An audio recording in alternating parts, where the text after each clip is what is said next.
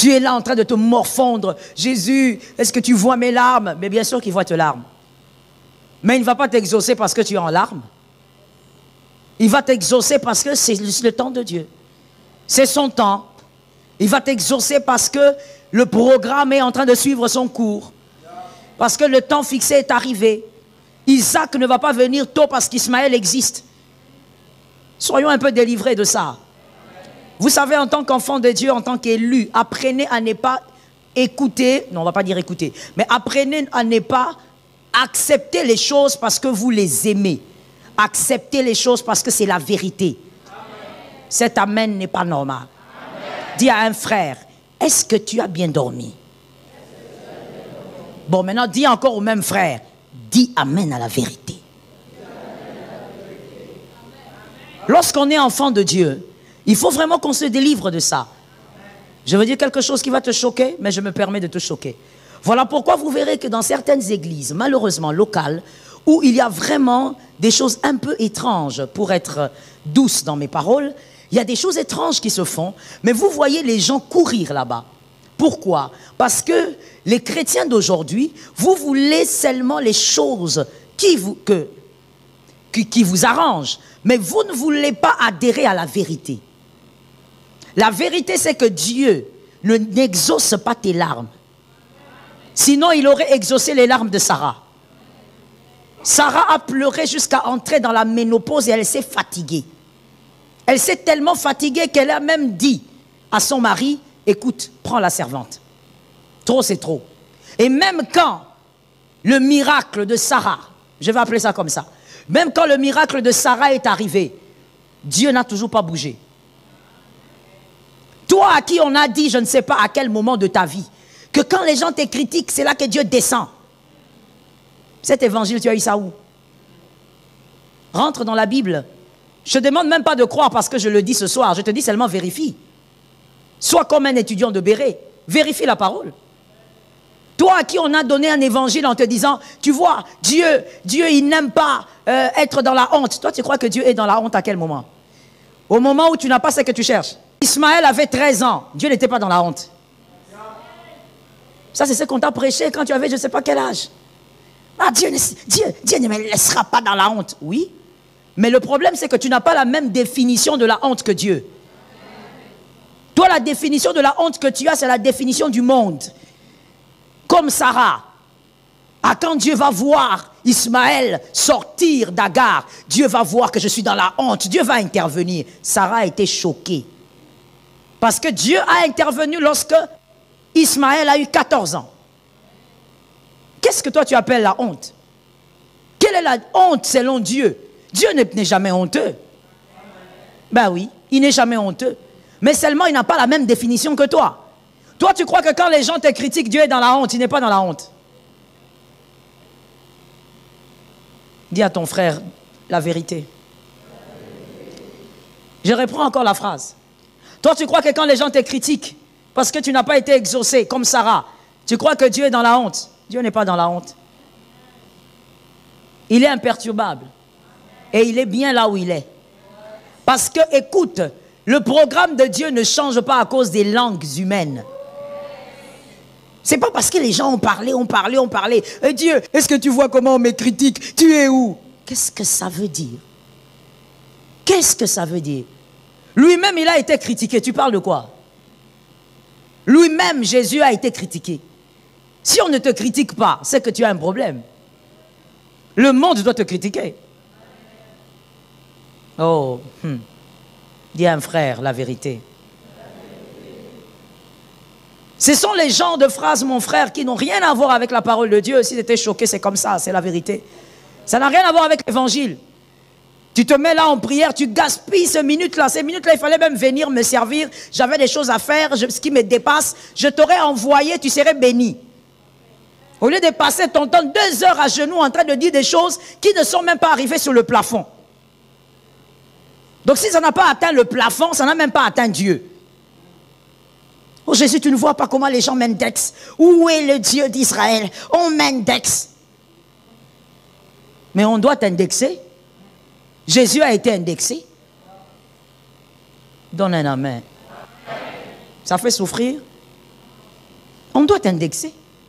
Si c'est de la volonté de Dieu qu'on t'indexe, mon frère, Dieu va te laisser dans la tombe pendant 4 jours.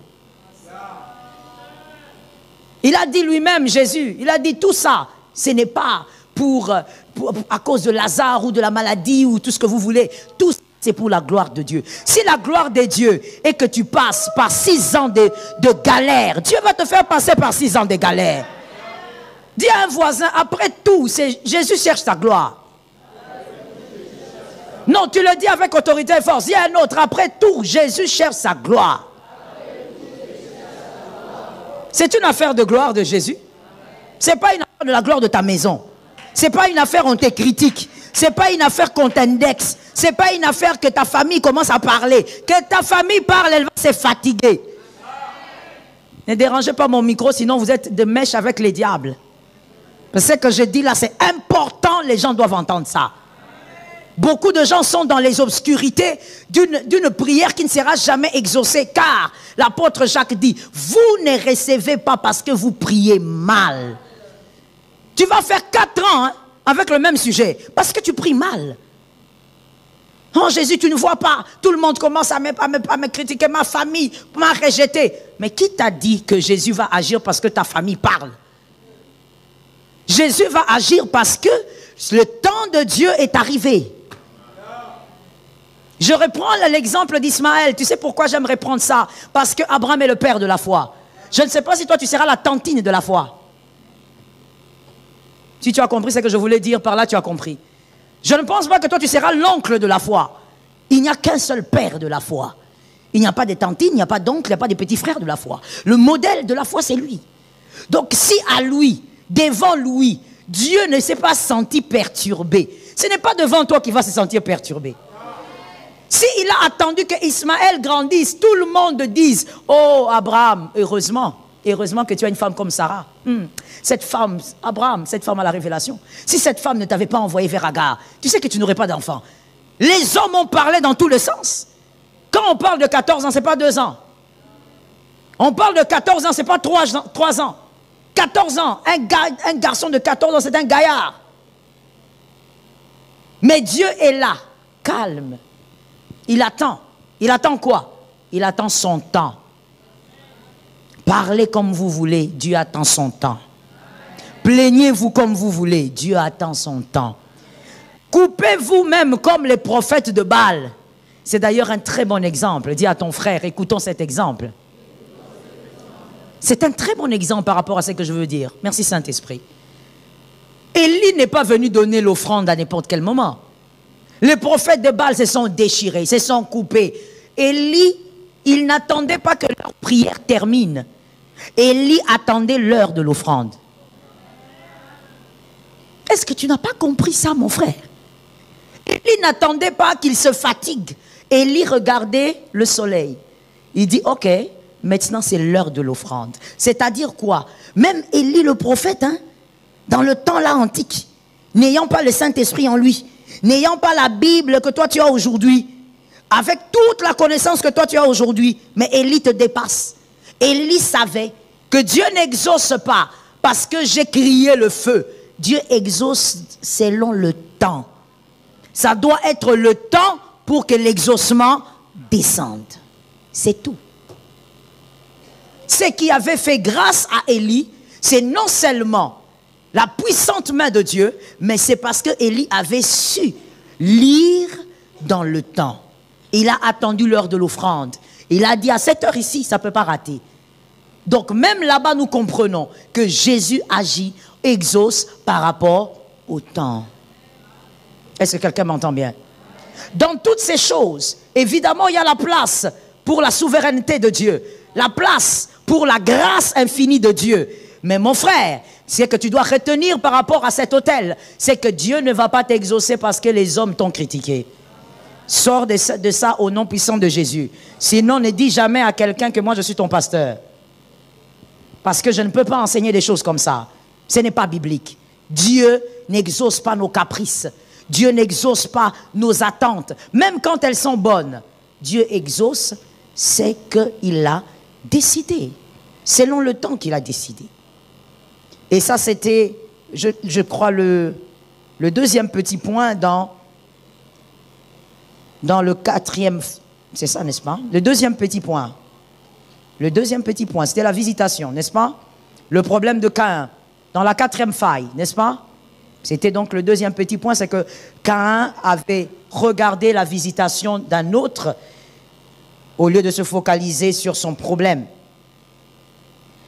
Alors, le troisième petit point, dans la quatrième faille, le problème de Caïn, nous sommes toujours dans l'irritation. Nous ne sommes pas encore dans le visage abattu, nous sommes dans l'irritation. Son visage, Caïn était irrité. Le troisième petit point, Caïn était mécontent de voir que Dieu n'avait pas satisfait son besoin. Caïn était mécontent de voir que Dieu n'avait pas satisfait son besoin. J'ai envie de dire à quelqu'un ce soir, Dieu n'est pas notre garçon de course. Dieu n'est pas notre garçon de course. Il n'est pas là pour courir quand toi tu cliques des doigts.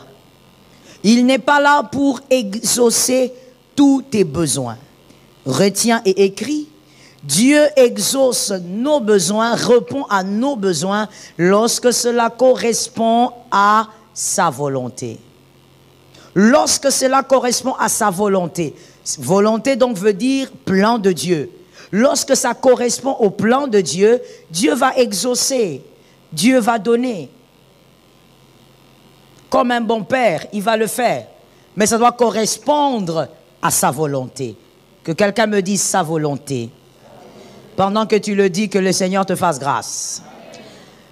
Ça doit correspondre à sa volonté. Mais ça, Caïn n'avait pas compris. Caïn n'avait vraiment pas compris. Que Dieu est dans un programme. Rappelez-vous qu'il est écrit, je connais le projet. Il connaît. D'abord connaître. Et ensuite, il y a un projet. Qu'est-ce que tu n'as pas compris dans cette phrase? Qu'est-ce que tu n'as pas compris dans cette phrase? Je connais et il y a le projet. C'est vrai qu'en tant qu'humain, des fois, on est impatient. Quelqu'un me dit impatient. Mais on a vu que le fruit de l'esprit, c'est aussi la patience. C'est même pourquoi Dieu, dans tout ça, nous fait des fois attendre, parce qu'il veut t'apprendre la patience. Dieu est capable de donner. Que quelqu'un dise à son frère, Dieu, il est meilleur que mon père. Parce que tu vois, ton père, il te donne des choses parce qu'il t'aime, tu es son enfant et il a aussi un projet pour toi. Mais il peut arriver que ton père soit dans l'incapacité de te donner ce dont tu as besoin. Ça arrive, n'est-ce pas? À des moments de la vie, tu as des besoins, mais papa ne peut pas parce qu'il n'en a pas. Mais Dieu, lui, il a tout. Dieu, il a tout et il peut tout. En un seul jour, il peut changer l'identité d'un homme. Ce qui est écrit peut toujours se réaliser aujourd'hui. C'est ça ma foi, mon frère. Si ce n'est pas ta foi, c'est pas grave, tu gardes ton amen. Mais moi, je te dis, ce qui est écrit, il peut le réaliser encore aujourd'hui. Il a fait avec Joseph, en un seul jour, le statut de la personne a changé. Je crois qu'il peut le faire parce que c'est un Dieu qui est capable. Non, il n'est pas seulement le Dieu des choses qu'on raconte, il est le Dieu d'aujourd'hui. Il a fait aussi avec Daniel. Il a changé le statut en un seul jour. Shadrach, Meshach, Abednego. Changement de statut en un seul jour. Il est capable. Il prend une orpheline qui n'a rien, qui n'a personne, qui n'a que Mardoché. Un homme compliqué, un homme qui a ses choses un peu façon. Mais il prend la petite et il l'amène vers les trônes. Il place cette femme comme une reine. Ce n'est même pas une concubine, mais c'est la reine. Donc Dieu, il est capable de faire des choses bizarres. Dis à ton frère, il est capable. Sois un peu plus rapide. Je n'ai pas dit de me dire. Je dis à ton frère, il est capable. Dis à ton âme, il est capable. Donc Dieu est capable de faire des choses très bizarres. Il est capable d'étonner les hommes alors que les hommes sont en train de regarder à droite. Il fait un miracle à gauche. Ça tombe sur quelqu'un au nom de Jésus, c'est gratuit. Il est capable d'ouvrir le ciel alors que tout est fermé autour de toi. Donc Dieu est capable. Il n'y a vraiment rien qu'il est incapable de faire, à part le mal. Est-ce que quelqu'un m'entend? Donc tu dois seulement comprendre qu'il y a un programme. Et tu dois adhérer au programme. Si tu n'adhères pas au programme, tu vas souffrir. Je parle du programme de ta vie. Si tu n'adhères pas au programme, voilà pourquoi la Bible dit encore qu'un peuple qui marche sans révélation est un peuple qui marche sans frein. Vous allez vous avancer, vous avancez. Dieu a déjà dit attends, toi tu t'avances. Dieu a dit attends, toi tu t'avances. Tu ne fais que prier. Dieu a dit attends, jusqu'à ce que tu vas te cogner. Et quand tu vas te cogner, nous tous on va te consoler. Nous tous, nous allons prendre nos téléphones pour te dire oh, que Jésus te soutienne. Que Jésus ait pitié de toi. Consolation en lingala, c'est quoi? On va te bondi ça. Consolation en swahili, c'est quoi? Hein? Alors j'espère que je vais bien prononcer. Hein? Ou ni quoi? Koufaridi. Hein? On va te faridi. Et on va te faridi seulement. Consolation en Kikongo, c'est quoi? En Kikongo, c'est quoi, consolation? Oh, vous ne connaissez pas votre langue. Bref, on va te consoler, nous tous. Dans toutes les 4 langues nationales, on va te consoler. Pourquoi? Tu t'es cogné au mur. Mais quand tu avançais là, Dieu t'avait dit depuis que tu étais là, arrête-toi, attends, attends. Non, toi tu ne veux pas attendre. Toi tu veux continuer, tu veux insister. Mon frère, tu sais même quand nous, bon je ne sais pas, il y a des parents ici, n'est-ce pas? Ok. Même en tant que parent, quand tu dis à un enfant, attends, je veux te donner, attends. Ou même quand tu dis seulement, attends, l'enfant continue de parler. Je ne sais pas ce que toi tu fais. Qu'est-ce que tu fais? Ne sois pas hypocrite. Qu'est-ce que tu fais à l'enfant? Le pasteur a dit, je ne donne pas. Là-bas derrière, on a dit quoi? Celle qui est derrière, elle a dit quelque chose que je ne vais pas répéter au micro. Ne faites pas ça chez vous.